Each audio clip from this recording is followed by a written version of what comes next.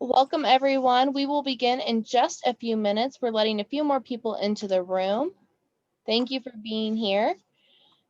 Before we get started today, go ahead and drop us a chat box comment. Introduce yourself, your name, what business you represent, and what you're hoping to hear from today's session.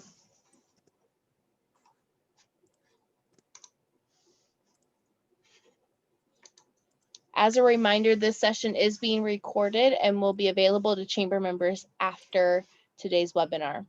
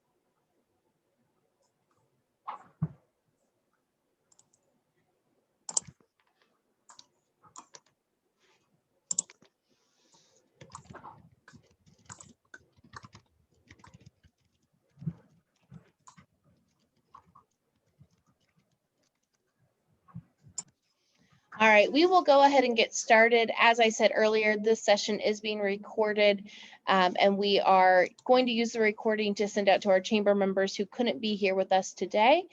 If you haven't already, go ahead and introduce yourself in the chat box. Just a few updates from the chamber before we get started. Tonight, we are hosting a Paint the Town event with young professionals. And you don't have to be the young professional to attend, but feel free to join. We will be painting records tonight and doing some fun multimedia of art tonight. Also, we'll be back here tomorrow, same time, 11:30 for our Ask the Attorneys. And this will be hosted by Peggy Sonova and led by Bob Beaver. So we're excited to have Bob join us. I want to thank everyone for being here today. And now I'm excited to introduce Wes Wood from INvets, who will be talking to us today about some new programs that they are launching. So Wes, I'm going to hand it over to you, and I'm going to stop sharing my screen so you have access to it. Awesome. Thanks, Roxy.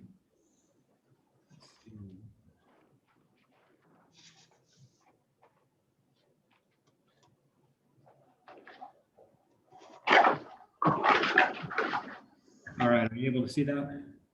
Yes. Awesome. So thank you everybody for joining us today. As Roxy said, my name is Wes Wood. I'm the Executive Director of INvets. I've also got Brian Evans from our team joining as well. Brian, if you've got any employers that are interested in connecting with us, getting set up on our platform, Brian is your go-to person to help you get set up. So real quick, I'd like to give a quick presentation and then we'll turn it over to Q&A. But if at any point you've got a question about a fact on a slide or anything like that, please don't hesitate to stop me, interrupt me, ask a question. There's a decent chance somebody else might have that same question. So first of all, I'd like to talk a little bit about why we do what we do and why we specifically focus on the veteran workforce, why we think it's a good thing to do from an employer's perspective, not only out of the goodness of your heart, that type of thing, but also just we think that there's a strong business case behind hiring veterans and trying to attract veterans to your community. So I love this quote. It says, at 24 years of age, a soldier on average has moved away from home, family, and friends, has resided in 2 other states, has traveled the world, deployed, been promoted 4 times, bought a car and wrecked it, married and had children, has had relationship and financial problems, seen death, is responsible for dozens of soldiers, maintains millions of dollars of equipment, and gets paid less than $40,000 a year. So the question I would ask you is, if you think about, some of the folks in your organization, maybe in that 24-year-old age range, maybe in that $40,000 age range. What kind of diversity of thought, diversity of experience are they bringing to your team? Odds are anybody you get from the military is going to have a level of maturity and experience that outweighs their age pretty significantly. So to dispel a couple of the myths that people have about the military, a lot of folks I talk to, a lot of people think of the military as where you go after high school if you have no other options, right? If you aren't going to get into a college, the military is always there to scoop you up. They need cannon fodder. They'll throw you a weapon and throw you in some third world country, and you can go make a living that way. But in all reality, 71% of the U.S. population isn't even qualified to join the military. It's not something that just anybody can do. There's a stringent screening process, both physical screening process and mental screening process, that whittles down the population pretty significantly right out of the gate. On top of that, the military has done a really good job, especially over the past 10 years or so, of encouraging its service members to pursue civilian education credentials while they're in the military. So even those folks that join the military at 18, right out of high school, they are still earning civilian credit while they serve. Right now, out of the candidates that we work with, the veterans that are in our system, almost half have a bachelor's degree or higher. And only 16% have only a high school diploma. So there's a bunch of them that have some college credit, they have certificates, they have maybe an associate's degree. And so they're definitely not uneducated. And even all of that aside, I know some companies utilize a degree to kind of get a measure of somebody's ability to stick something through to completion. They've at least spent 4 years doing what they were instructed to do, learning, applying their mind, and earning that credential. I want to point out, in the military, let's say you've just taken into consideration somebody going to basic training and somebody going to their specialty course, the school they go to after basic that teaches them how to do their job specialty in the military. Just those two things alone account for over 1,000 hours of instruction and testing. There are classes, there are tests, there are very high standards. And so to put that in comparison, the average 4-year degree has 960 hours of instruction. So it's a high intensity training pipeline that the military offers. They cram a lot into a very little amount of time. And that's why if you've ever known anybody that goes to basic training through their first couple of years in the military, you tend to see a very drastic change in their maturity level and just who they are as a person, because you really can compact so much experience and training into such a short amount of time. And leadership is a huge component of that as well. So one of the things, in my personal opinion, one of the things that veterans bring to your team that is most valuable is not necessarily their technical skills. It's their soft skills. It's the work ethic, the leadership, the ability to work on a team. And that's been shown time and time again in study after study. So on average, now, everything's a distribution curve, right? So not all veterans are exactly the same, just like all non-veterans are not all exactly the same. But if you were to take the average productivity level of the entire civilian population compared to the average productivity of the veteran population is actually 3% more productive on average. So, 3% might not sound like a lot, but for any of you in the manufacturing sector, if you could instantly increase your productivity 3% across the board, that might sound like no small thing. If somebody's been in the military for any amount of time, for a fact that they are used to showing up on time. And by the way, on time is 15 minutes early in the military. They're used to leading. So straight out of the gate, you're put into leadership roles. So I know for myself, I think the second week of basic training, I started leading people. They put me in charge of people. By the time I got out, I was in charge of 3 teams of 3. I was leading training for 2,000 people across our organization in our specialty. Brian's got similar stories. You get put in leadership positions much faster with a much higher level of responsibility in the military than anything that you would find on the civilian sector. In the military, folks are used to operating in complex, ambiguous, and arduous environments. So, we utilize a lot of the same tasks that you might use in your company, problem solving skills, teamwork, communication, all these good things. But we're also used to doing that with the rain pouring down and mud all over and freezing cold and, you know, a 60-pound rucksack on our back while we're doing it. So it's a good organization to accustom people to stress and operating in stressful environments without losing their cool, without losing their cognitive ability, that type of thing. And the military is really good about helping folks really realize the big picture, think on an organizational level, not on an individual level, and determine how what they do on a daily basis and every little decision they make really does impact the overall organization. So one of the experiences that I run into, you know, our offices are in downtown Indianapolis, and I guess this is primarily pre-COVID, but when there was rush hour, you know, you would see these intersections, you would see traffic going through the intersection, and you know, inevitably the light would turn red and people would still try and get through that intersection, even though there was nowhere for them to go. I'm sure you've all been in that situation before, and now you've got somebody stuck in the middle of the intersection at a red light, the other light turns green and nobody can get through the intersection. I can almost guarantee you that person stuck in the intersection is not a veteran. The mindset that the military teaches is to think about how your actions are going to impact everyone around you, and to always put the organization ahead of yourself. You know, we're going to wait at the red light and make sure that path, or we're going to wait at a green light if there's nowhere for us to go on the other side. And that can be a hugely valuable thing on your team. And one thing that the military, one of the stereotypes about the military is that we're all just sitting there taking orders, right? You tell us to do a thing, we'll go do it. And that's true to a certain extent.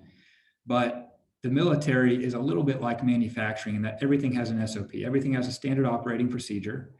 We get a textbook, we get taught on how to do, you know, that standard operating procedure, but that's only really good for a standard environment, for a standard scenario, right? It would be great if all we dealt with was the standard environment and the standard scenario, but I can tell you, never once in my 5 years in the Army did I ever get that standard scenario. So the military is all about critical thinking, decision-making process, you know, taking that textbook example of how to do what your job is to do and applying it to the environment at hand, to the level of resources at hand, to the team at hand, and figuring out how to make it work, figuring out how to achieve that desired end state goal. Often in the middle of nowhere with no guidance, you know, thinking on your own, trying to make sure that, again, what your decisions, what the decision you're making right now, how that's going to impact the overall organization's mission. So all of these things, I think, are valuable to organizations. You know, it all falls into that 3% higher productivity. But over here on the right-hand side of your screen, you can see the results of a study that we helped with a little bit. That was launched a couple years ago, where we went through with the gentleman that led this study, and we provided surveys to team leaders within organizations that had veterans on their team. And we asked them to rank how those veteran employees stacked up against the civilian employees on the team. So peer-to-peer, how did they rate in these specific soft skill categories? So they were given a scale of 1 to 5. So 2.5 would be average. They were average, you know, compared to their peers. 5 would be absolutely outstanding. So as you can see, they scored above average in all of these soft skills, but some stood out against others. So things like initiative, responsibility, teamwork, they scored very, very high. They were absolute standouts. Some of the lower ones were communication. So communication can be one of the hurdles. So there are a couple hurdles to working with folks, especially if they're getting right out of the military. You know, I tell veterans that we talk to all the time that are getting ready to leave the military, you know, I don't care how well prepared you think you are to leave and go work for a civilian employer, there is a learning curve, and there's going to be an adjustment period. And one of the biggest adjustment areas is in the realm of communication. So the military is very direct. You know, it is, communication is the way it is in the military out of necessity. You know, if you're on the battlefield or something like that, you need to be able to get your point across very quickly. You need to be able to take criticism, take input, and put that into action very quickly. There's no room for hurt feelings. There's no room for ego or anything like that. And it's awesome. I mean, to be honest, it was it was awesome to be able to communicate openly, directly, bluntly with the people I worked with. But sorry, that's the other room. Sorry. But as you can imagine, you can't always be that blunt and direct in the civilian sector, right? You need some tact sometimes, you need some emotional intelligence, you need to learn how to adapt the way you say something to your audience, to the person you're communicating with. And so there is a learning curve, and people get through it. Everybody gets through it for the most part. But it can really make a difference as an employer, whether you understand what that person is going through, and if you give them a little bit of grace and a little bit of guidance to help them get through that period. All right, so one of the reasons that we as an organization exist is because this is a very valuable, high-performing talent pool. In the grand scheme of things across the nation, there's not a ton of veterans, but there are between 200,000 and 300,000 that leave the military every year. And 49% of those are not going to go back to their hometown, and they are not going to stay in the immediate vicinity of the base that they leave the military from. So they're going to go to some third, unknown place. And that's 49% that we would like to consider Indiana in that decision-making process. So it's 49% that are up for grabs. And to be honest, there's not a lot of people going after that talent pool. There's not a lot of organizations that are going after that talent pool. And there's some good reasons. So key considerations from a corporate perspective, or even from a regional perspective, some of the barriers to accessing this talent pool. One is resources. So there are a lot of military installations across the country, far more than you would realize. And so this 200,000 to 300,000 people that are leaving are dispersed all across the country. If you were to go to some of the bigger installations, let's say Fort Campbell down in the Tennessee-Kentucky border, they have career fairs every week. You as an employer, you could go down there every week and set up shop and talk to folks that are getting out. And you might talk to, let's say 50 people every time you go down that are going to go somewhere else.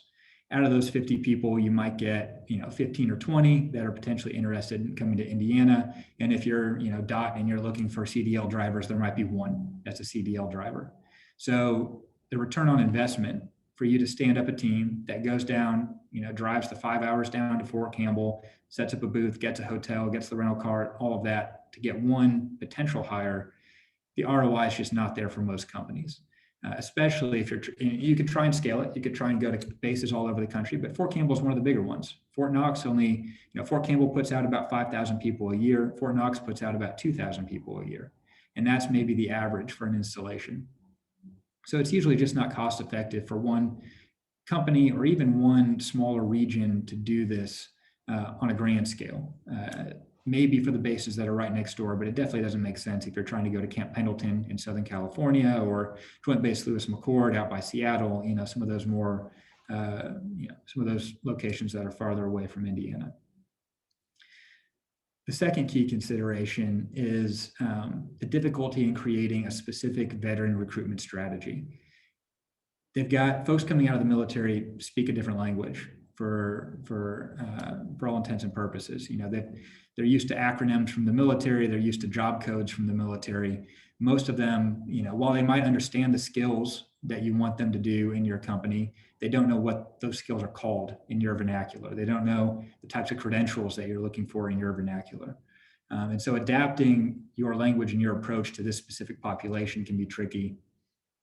And then the last thing is, retaining that veteran, onboarding and retaining that veteran can also be tricky. It's one thing to get somebody to your company, to your region, to your community, but if you don't do a good job of integrating them into the organization, helping them put down roots and really engage and get through that transition period right after they leave the service, then there's a higher likelihood they could leave. So one story I tell is I got out in 2015 from the Army. My last duty station was Fort Campbell, down about 40 minutes north of Nashville, Tennessee, and I had 4 friends that went to Tampa, Florida after they got out. They got out just the same time as I did. They had no connection to Tampa other than one of them had an uncle there, and they knew there was a beach, and so they thought, got to start somewhere, might as well start there. Within a year, 3 of the 4 left, and they went back to their hometown. because they didn't put down roots. They didn't feel like they belonged in the community. They didn't have the career pathways available to them in that economic mix down in Tampa that they were looking for. So they went back home. So it's crucial that as we do get people to our communities and companies, we really take the time to make sure they have that successful transition. Wes, we've had a question come in the chat box. Why do 200 to 300,000 veterans leave the military every year? So a variety of reasons. Again, not all veterans are the same. The demographics really break down into two key buckets of individuals, though, if you were to try and group them as best as possible. So I think you have to be at least 18 to join. You can retire from the military at 20 years of service. And that retirement means that you get a pension every year for the rest of your life from point of retirement if you're active duty. So you could potentially retire at 38 years old. So we get one big group of individuals that get out after 1 or 2 contracts. So now there may be, between 22 and 27 years old. There may be, midway up the leadership structure that got some experience under their belt, but they're looking really to go out and maybe start not quite from the ground up on the civilian side, but they're definitely early career. And they've got one list of priorities. So that's about half the folks that get out. The other half are in their low to mid 40s. So those are folks that went all the way through retirement. They now have 20 plus years under their belt. And, they're taking that ticket to retire, take that pension for the rest of their life. And now they're looking, usually they've got a family at this point, they've got kids. Their considerations are slightly different than that younger group. And they're looking for more of a mid-level position at that next civilian job. So maybe different reasons for those two groups to leave the military. I know for me, I got out after one 5-year contract because, when I signed up right out of college, I just felt like I had to do something to kind of do my part within the military. And I felt like, one contract was doing my part. I didn't necessarily want to do it my whole life. And I joined the military knowing I was going to get out after 5 years from day one. So, reasons vary and the number varies. So we will probably see, the numbers aren't out yet, but we will probably see the lowest number of people leaving the military in 2020 than we have in the past 10 or 15 years because of COVID. Because those folks that are on the retirement side, they have a choice. They can drop a retirement packet whenever they want. And if you've got to choose, in the middle of a pandemic, or you could hang on and get a steady paycheck for another year and then drop a retirement packet, a lot of people are taking that option to hang on a little bit longer. And a lot of people are re-enlisting for the same stability purposes. Now, what that means, though, is we're going to see a surge here as soon as things start to clear up, as the economy starts to open back up. I think we're going to see a wave of people that put off leaving the military till they got to a more stable economic environment. And so I think there's a really good opportunity in the next year or two to capture a decent number of those folks. So I would add one thing to keep in mind when it comes to people in the military. One reason a lot of people get out is family stability. So you are in the military and you're at a duty station, on average, you're only there for 2 years. So if you do have a family, forcing your family to move every 2 years can take a toll after a while. So people tend to stick with that 1 to 2 contract range and want to get out and plant permanent roots somewhere so they can see their family more often. So that's a big factor. Yeah, I would say the two key factors in why people get out are one, physical. So the military, depending on your job, can be very physically demanding and it takes its toll after a while. And then the other big thing, just like Brian said, is family, and not just from the stability standpoint from moving, but also just deployments. I mean, we've been at a very high rate of use of our military over the past 20 years. I knew guys that, missed the birth of their kids. One of the guys I deployed with, we went to Afghanistan for 9 months and his 5th kid was born 2 days before we left. So first 9 months of his, I can't remember if it was a son or daughter, but the first 9 months of his child's life, he was just completely gone, So a lot of folks are looking to be home a little bit more and that brings us to, that second older group of people getting out tend to really put their family first when they make that decision. And that's, I think, one of the things that Indiana has going for it is that family-friendly environment. that we have to offer. A lot of folks, like Brian said, that have, ripped their family around every 2 years for the last 20 years. When it comes time to their post-military community, that spouse usually takes a much bigger role in that decision. It's now their turn to pick, where we put down roots, what school systems we get the kids into and that type of thing. So I'd like to shift to, and if I didn't answer your question, whoever that was, please feel free to jump in and correct that. All right, so who we are and what we do. So INvets was created a couple years ago. We officially launched in 2018 because Indiana's economy, I'm sure it's not any surprise to anyone here, but Indiana's economy is historically over the past 5 years or so, 5-10 years, our economic growth has outpaced, our job creation has outpaced our population growth. So the IEDC and a lot of you folks do a great job of bringing more companies into the area, creating more companies here in the local ecosystem. But our local population isn't always keeping up with it, especially in key workforce areas, key career fields.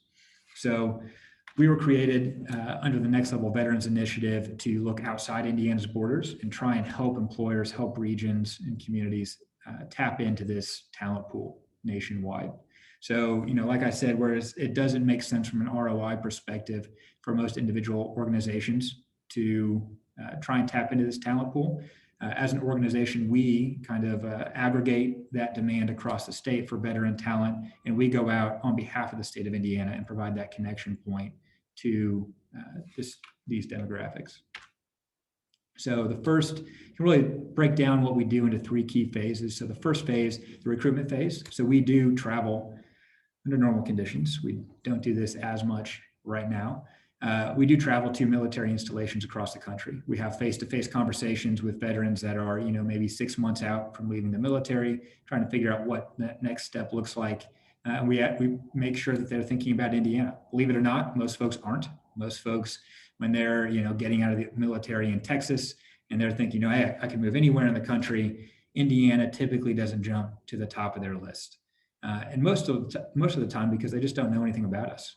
I was in Louisiana with some of my former Army friends a couple of years ago, telling them, hey, we're launching this program, what we're doing. And my buddy from Boston, who's traveled all over the country through the military, told me, he's like, when I think of Indiana, he said, literally nothing comes to mind. He was like, I literally don't even know what Indiana is like. I've never been there. I've never, I just don't know. I don't have bad impressions necessarily. I just have no impression.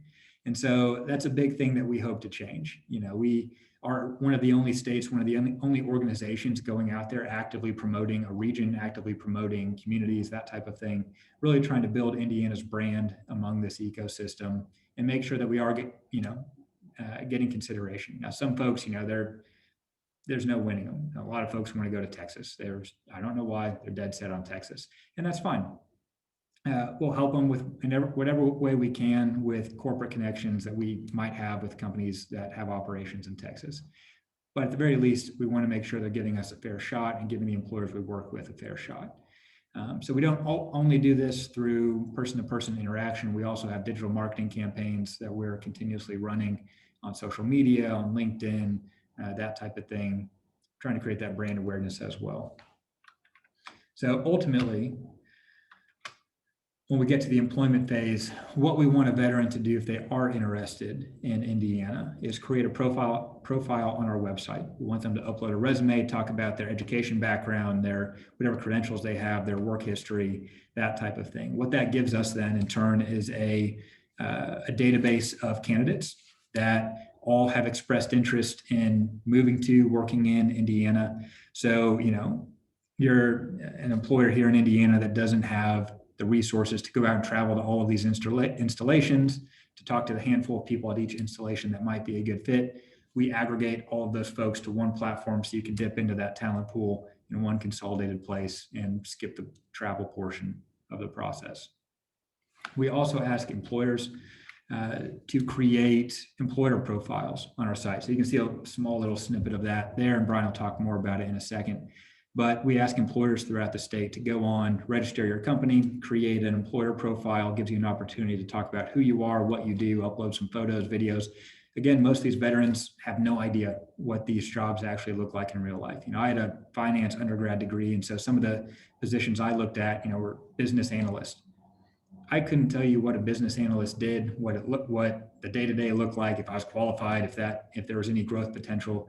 I had no idea just by looking at a job board what that really meant. So we've tried to do a good job through our website, both on the employer profiles and other portions, in explaining what some of these high demand careers, high demand industries and career pathways within those industries across the state really look like, what a career progression looks like, what you need to even get in the door, and what employers are offering opportunities in that space. And we use these employer profiles to link specific companies to those career pathways.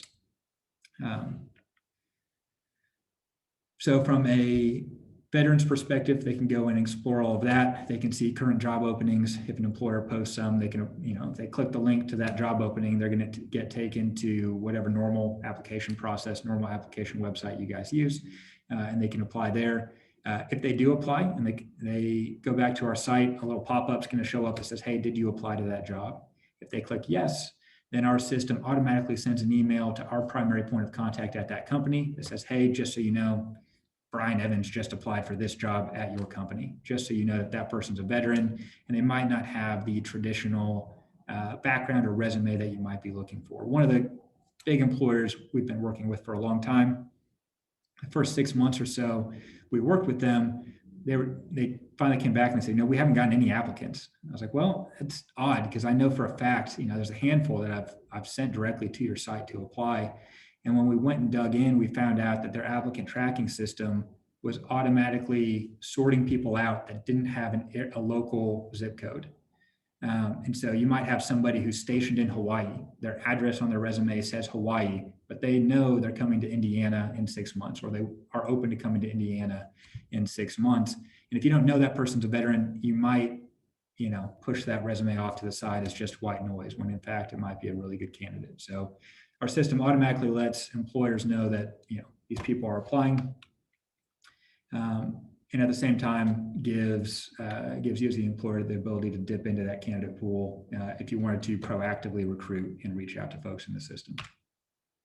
And then on the retention piece, kind of the third phase is we do want to help kind of strengthen Indiana's veteran ecosystem. So there's a lot of great local nonprofits that we partner with and more that we want to partner with.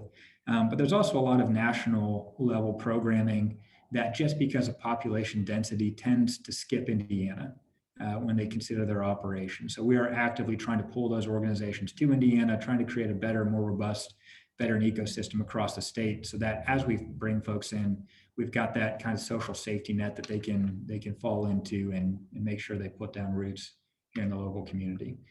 So we use our website, social media, communications, local marketing campaigns, that type of thing, to make sure that we're not losing track of anybody. All right, so zooming back out, I mentioned we're a part of the Next Level Veterans Initiative. So this is an initiative kind of spearheaded by the Lieutenant Governor of Indiana. So she's chair of our board of directors. But Next Level Veterans is really a partnership between us as INvets, Indiana Department of Veteran Affairs, and Department of Workforce Development. So on the INvet side, we focus most of our efforts on outside of our state's borders, bringing folks in, providing that top of the funnel for any veterans and military spouses coming in. Indiana Department of Veteran Affairs connects those folks with state benefits that they might be eligible for. There's a lot of great benefits that Indiana has that other states don't have. So for example, if you are a veteran with a disability, like I am, I injured my elbow when I was in the military, among other things. All of my kids, however many I end up having, are all going to go to school for free at any state university. So that's a huge benefit that veterans have. A lot of them have no idea it exists until it's too late. So IDVA does a great job of connecting folks with those. And then DWD, as a JVSG program, they've got representatives all throughout the state that work with employers to connect with veterans, work with veterans to connect with employers. They primarily work or out of the work ones across the state. And they do a really great job of engaging folks that are local, that are seeking employment. So we kind of tag team with them. We'll refer folks to DWD to help with case management, resume development, that type of thing. They might refer folks to us because we have all these employers on our platform. But between all three of us as an organization, we provide a pretty unique kind of combined approach at tackling veteran employment that virtually no other state in the country is offering right now. So Traction, we are primarily funded by the state of Indiana, but we've had 9 employers across the state kick in funding as well over the past couple of years. We have over 200 employers that have signed up with our platform that currently have access. We're signing more up every week. So far this year alone, we've signed up 967 veterans. May have gained some during this presentation, but as of an hour ago, 967 had signed up since January 1st, and we've had 29 new Indiana residents created this year so far alone. All right, so if you or an employer you know is ready to connect, utilize this platform. Is completely free for any employer to sign up, create a profile, get themselves on that list of veteran-friendly employers, get folks exploring their career opportunities. You can also feel free to use us. So I mentioned Brian will help you with that setup, and he'll talk you through how that setup goes here in a second. But I want to make sure that everyone on this call also feels free to use us just as a resource. If you get a resume from a veteran that you don't understand, you've got some questions about, feel free to give us a call. If you've got a veteran that starts out with you that is having issues, feel free to give us a call. We've had situations before where, I mentioned the communication thing, where you'll get a veteran that says something in a blunt manner, and we've had companies just let them go. At that point, it's not working. We've got a cultural difference. It's just not going to work. When in reality, if one of us had talked to them and kind of explained where they need to improve, it probably could have been very easily salvaged and would have made a great employee down the road. So please feel free to use us in that manner as well. Feel free to use our network as well. So we work with a lot of installations, a lot of military installations across the country. We've got contacts there. If you ever do want to go out to a military base and go to one of these career fairs, please let us know. We can help facilitate that. Our contacts are your contacts. And every once in a while, we'll do events. So we've done 2 of these so far down to Fort Campbell, Kentucky, where we've taken hiring managers, recruiters, executives down to see what the military actually looks like in real life. A lot of folks have no idea what that day-to-day looks like. So we've done day-long events where we'll go out and we'll, I think the first one we did, we had E4s, so 20-year-olds-ish, teaching executives how to call for fire, how to call in artillery onto a target, and it's a very standardized, it's an SOP. We've got simulators and all this stuff. It was a lot of fun. But I think it spoke volumes to those executives and how those junior members of the military were able to articulate the process, were able to teach, were able to communicate how they do what they do. And I think be able to see how, the attention to detail and the diligence in their work could be translated to some of their own companies and some of their own roles. All right, so I'll turn it over to Brian to talk about if any of you are interested in using this platform, or if you know of anyone that might be, this is how you get it done. Brian? Thanks, Wes. Wes mentioned the call for fire training, and it made my palms sweaty because I remember how much anxiety I had the first time I went through that training. It was, they really put the fear in. It's like, if you mess this up, you're going to hurt everyone around you. So it brought me back. Thank you all for joining us. I really hope you guys enjoy the presentation and can consider signing up for INvets. When you sign up, that first initial create your profile tab that you see down there, it's going to ask for your name, contact information, and name of the company. And what that does is it gives me a notification where I will reach out to you directly and set up a one-on-one conversation to walk you through our platform, how it operates, and how you can use it. Again, it is free to use, and you will have me as your point of contact for any questions or any partnership opportunities with our social media and other platforms like that as well that we try to work closely with employers on. I see we have some representation from Dot Foods here. So happy to see you guys. You have a wonderful profile on our website. I don't know if you've seen it yet. Brett's been great with getting that set up, and I believe he's had some success getting some veterans for your driving position. So Dot's been a great partner of ours. We actually had I don't know if any of you remember, but we've had a joint article with Dot Foods for the area, for your local newspaper. So I think that was very successful and it looked really great. So for having that continued partnership. Next slide. So once I schedule that meeting with you and get you set up, we have what is called an employer portal. That employer portal essentially is kind of like a back end of our website. So the first section that we're going to work on is creating that profile so you can be visible on our website. There's just a few fields that you see there: location, logo, company overview.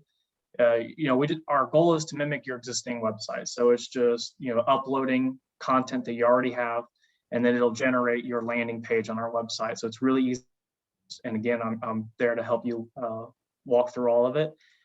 The other feature has candidates, so you can search all the candidates within our system. So we have over 3,000 in our system. And I believe the last time I checked, it's about 1,600 that are actively looking for employment today, a little bit more than 1,600 actively looking for employment today.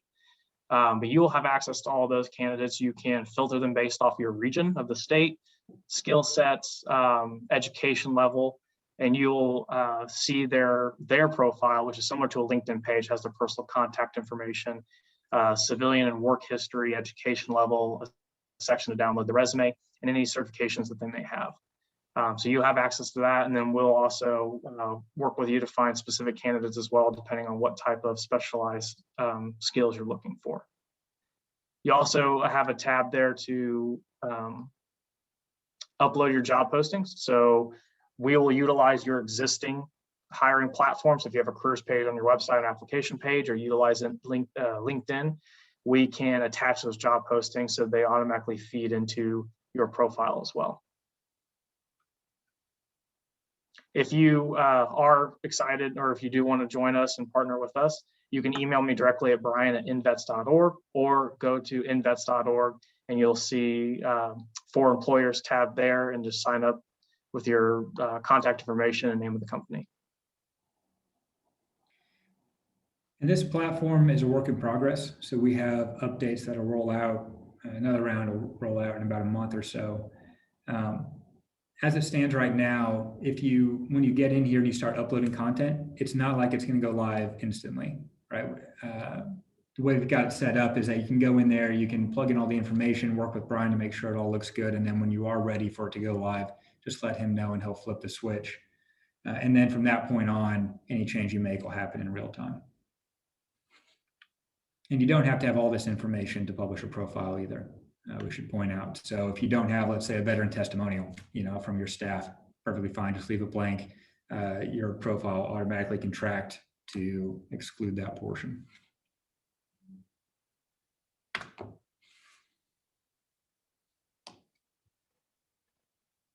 Back to you, Brian.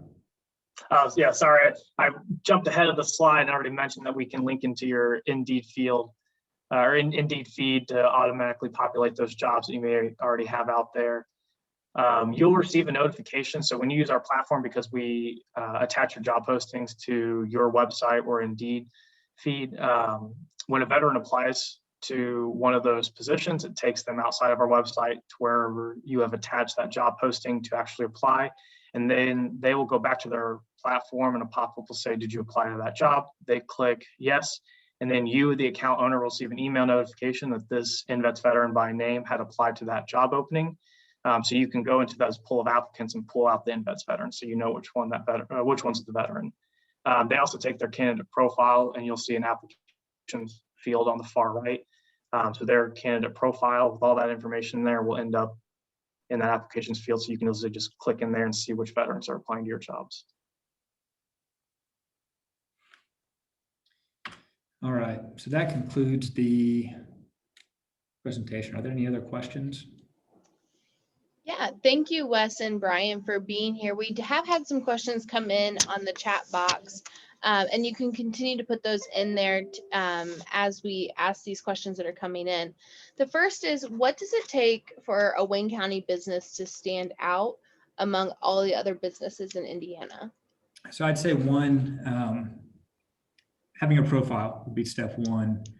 Step two, I would say social media can be a great asset to help stand out. So we have a very strong LinkedIn presence. There's a standardized block of instruction that everybody leaving the military has to go through. And one of the criteria to pass that block of instruction is you have to create a LinkedIn profile. Now, not everyone uses it, but it's a great way that we use to connect with folks that are getting out. And so, any posts that we see from a partner company, we'll be happy to, share them on there, but we can also do joint posts. Brian sends out a list of hot jobs to folks in our network every week. So we could get you guys featured on there. Yeah. And there's also, Brian mentioned a little bit, there's opportunities, for example, yesterday, we did a event with Hiring Our Heroes, which is a U.S. Chamber of Commerce national level program. We did a virtual event in partnership with them, specifically focused on kind of transportation and logistics positions in Indiana. So we had a few employers that joined us on that to offer their input, their expertise. Doc was actually one of the employers that was a part of that. But participating in that type of thing can definitely help you stand out. What would you say is some of the most attractive things that retiring or discharging soldiers look for? From a community standpoint or a job standpoint? Yeah, all answer for both. So from a community standpoint, what we traditionally hear about people moving to Indiana that they like is the low cost of living, the space, if that sounds weird. So if you spend any time on the coast, things are very compact, or if they're not compact, they just kind of sprawl forever and ever and ever. There's not really not any point where you're driving around in Southern California on the coast where you feel not crowded. And so people really like that about Indiana. They like feeling like they're part of a community where they can actually get to know people, engage, plug in and make a difference. They're not just, 1 out of 8 million people living in that city. And generally speaking, and this, I don't have a lot of great actual data to back this up, but I can tell you from my personal experience, people that join the military tend to slant more towards the rural community type of people. I know my goal when I got out didn't meet it at all, but my initial goal when I got out was to move to a town with less than 20,000 people. And instead I moved to Indianapolis, but that was the goal. And almost everybody I knew that was getting out at the same time had a similar goal. How can I make a decent living in a place where I can get some property, walk out my front door and not see 50 people, that type of thing. So I think Indiana definitely has that going for it. And like I said, just a great place to raise a family. A lot of folks are really looking for that. Where can we feel safe with our kids? Where can we, know they're getting a good education in a warm community? From a job standpoint, it really varies. So one good thing, and this is one thing that could help you stand out as an employer too. The military is very linear in its progression. So, from day one in the military, I knew, here's your rank structure. Here's the minimal criteria you have to meet to get each step on that ladder. And it was, it's very clearly defined what you need to do to get ahead. We're great with checklists coming out of the military. So, if you can provide a checklist or a pipeline or some sort of progression to a veteran, I think that really helps you stand out and puts their mind at ease. It doesn't matter how long the checklist is, how difficult it is to obtain, but if you could just quantify it or at least approximate it. So, if somebody, we try and do that to a certain extent on our website, and we're trying to get better at it continuously. But for example, if you're trying to get somebody into a driver's slot with a CDL, if you start with somebody who doesn't have a CDL, just map it out for them. Hey, step 1, get your CDL. This is what it takes. This is how long it is. This is what it costs. Here's everything you need to do. Step 2, hired as a driver, you make this much. These are your work hours. Step 3, maybe you go be a dispatcher, maybe you go be a manager, whatever. Step 4, your CEO. I don't know what the next step is, but if you could quantify it, at least in broad terms, I think that really helps from an employer's perspective.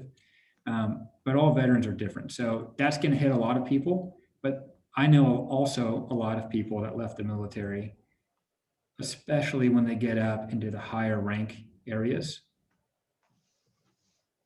that almost want to take a step back when they get out. So one of my higher ranking people I worked for, he's still in, and he's even higher ranking now. He's in charge of about 7,000 people right now. When he gets out, he wants to go mow grass for a living. He's been in this high intensity, high pressure job for 20 plus years.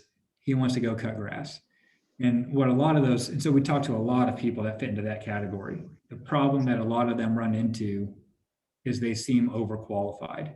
And probably they are, but they don't want to do, what they did. They want to do something. Most of the time they want to have an impact on somebody. They want to feel like part of a team, but they don't want the level of leadership that they had before.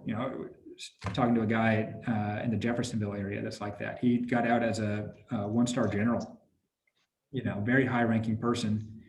And he can't get hired anywhere because he's like, I just want to be like a team leader. I just want to have a very small group of people that I can, have an impact in their lives, impact the mission. I don't want to be in charge of anything bigger than that. But he's got a master's degree and he's got all these things that would usually preclude him from that. So we do get a decent amount of people that are in that category. Do you provide guidance or tools when once the employee is hired, how do we keep them engaged and retain them in the community? Do you have any suggestions or do you offer that support? So we can offer guidance to that to a certain extent. Once things open up, we would like to do more events, throughout the state, try and get people together, make sure they're connecting on a personal level, that type of thing. I think a couple key steps could be really valuable if you do get a veteran into your community or company. One of them is try and connect them with another veteran mentor, if at all possible. Somebody who's gone through a similar experience that can sit down with them, be a sounding board as they go through, any transition hurdles, and kind of talk it through with them and tell them what to expect, that type of thing. I think another key step is to, again, have that grace. I cringe sometimes when I think about the way I acted or things I said when I first got out. And luckily I was at an organization where they, ignored it or, allowed me to get figure out that wasn't the way that you communicate in a corporate setting. And so the good thing about veterans too, is if you do have that grace, if you do give them that chance, if you work with them and actively try and help them develop, you're going to have one of the most loyal employees that you'll ever see. They will stick with you for a very long time if you give them that chance and you put the time and energy into developing them. But I think those two key things are a good first step. Are there any other questions for Wes or Brian about creating the profile, next steps for your offices?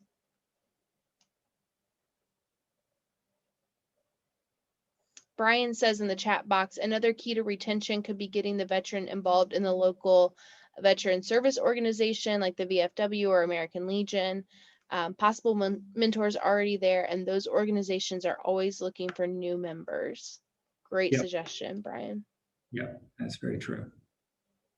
Yeah, I should say too, there are a lot of great veteran organizations across the state. And like I said, we try and partner with a lot of them, but getting to know those in your local community and trying to develop, a relationship. If you don't have any veterans on your staff, it's a great resource to tap into.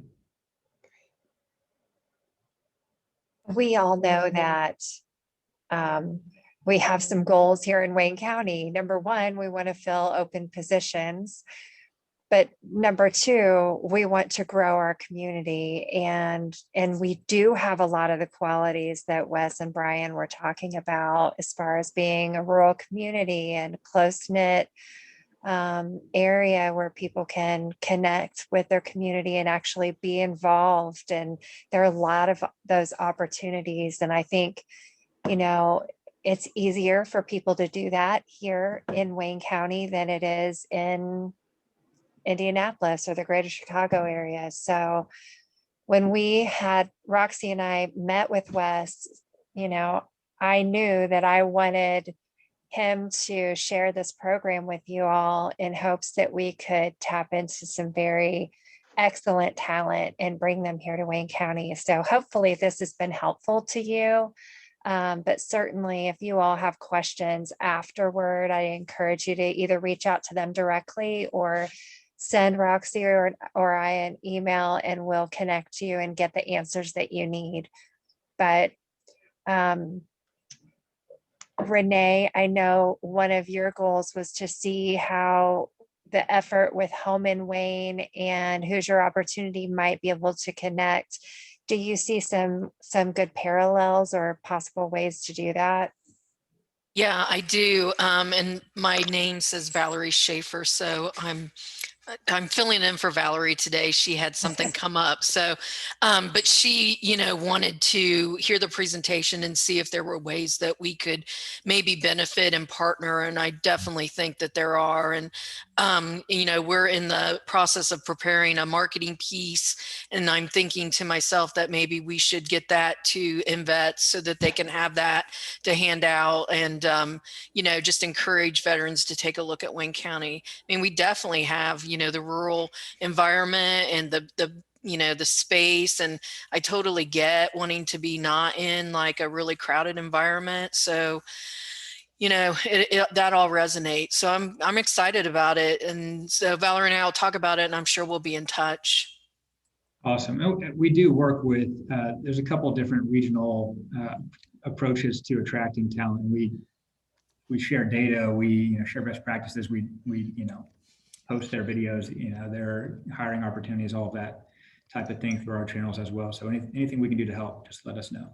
Yeah, that all sounds awesome. And in fact, I'm going to recommend to an area employer to check out your website. They're looking for someone to drive a forklift, and they've been looking since December. So I'm going to encourage them to fill out a profile and see if they can't tap into, some of your candidates. Awesome. Appreciate it. Yeah, I just want to put a plug in for Ryan and Wes and the team. They've been a great organization to work with and partner and help us grow our fleet. That's awesome. It's so exciting to see Dot Foods standing out. No doubt Wayne County stands out in a lot of ways, but it's fun to see how our Wayne County businesses are standing out around the state and around the country. So it's great. Well, I want to thank Wes and Brian for attending today. I am going to drop Brian's email here in the chat box. And Wes, will you remind everyone what your email is? Sure. All of our emails are pretty simple. It's just our first name at invets.org. So just Wes at invets.org. I'm dropping those in the chat box right now for everyone. If you have follow-up questions, I know both of these gentlemen would love to answer those questions for you. I want to thank everyone for attending today. Like I said, this was recorded and will be available on our YouTube channel and on our social media later this week.